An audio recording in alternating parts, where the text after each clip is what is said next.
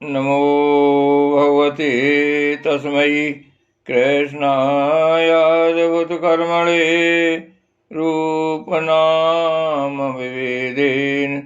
जगत्कीर्तियो यतः सच्चिदानन्दरूपाय विश्वोत्पत्त्यादिहेतवे तापत्रय विनाशाय श्रीकृष्णाय वयं नुमः।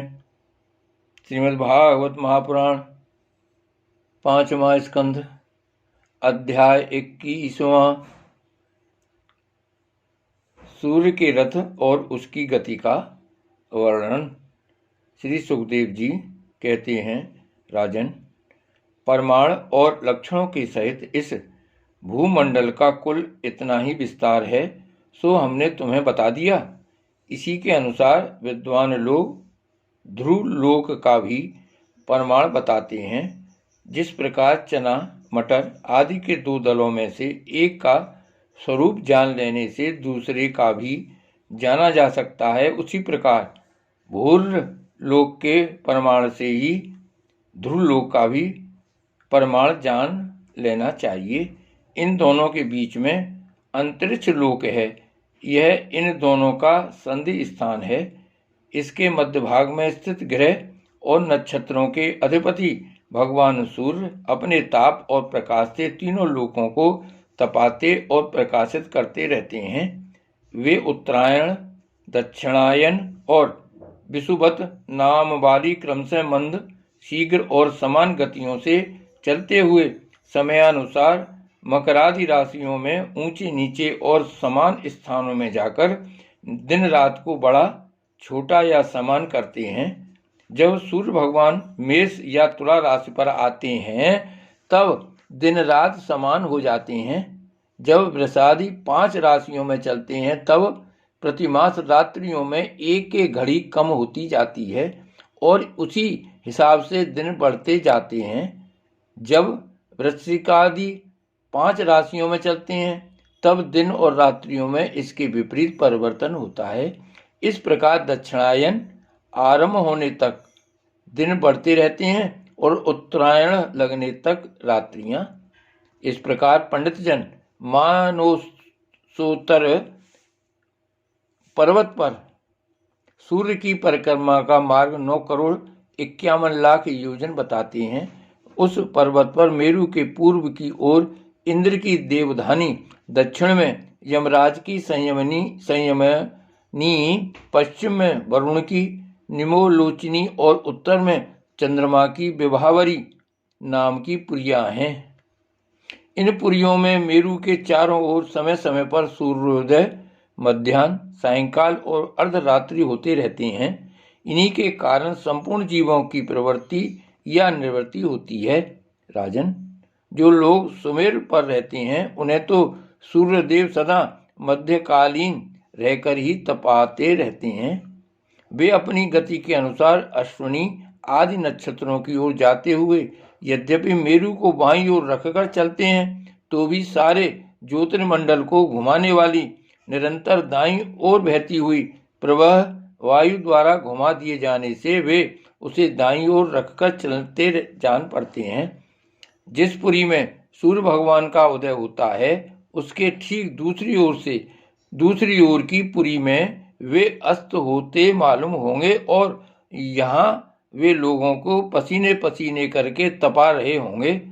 उसके ठीक सामने की ओर आधी रात होने के कारण वे उन्हें निंद्रावश किए होंगे। जिन लोगों को मध्याह्न के समय वे इस पर दिख रहे होंगे वे ही जब सूर्य सोम दिशा में पहुंच जाएं तब उनका दर्शन नहीं कर सकेंगे। सूर्यदेव जब इंद्र की पुरी से यमराज की पुरी को चलते हैं तब 15 घड़ी में वे 2.25 करोड़ और 12.5 लाख योजन से कुछ 25,000 योजन अधिक चलते हैं। फिर इसी क्रम से वे वरुण और चंद्रमा की पुरियों को पार करके पुनः इंद्र की पुरी में पहुंचते हैं। इस प्रकार चंद्रमा आदि अन्य ग्रह भी ज्योतिष चक्र में अन्य नक्षत्रों के साथ साथ उदित और अस्त होते रहते हैं। इस प्रकार भगवान सूर्य का वेद में रथ एक मुहूर्त में 34,08,000 योजन के हिसाब से चलता हुआ इन चारों पुरियों में घूमता रहता है। इसका संवत्सर नाम का एक चक्र पहिया बतलाया जाता है।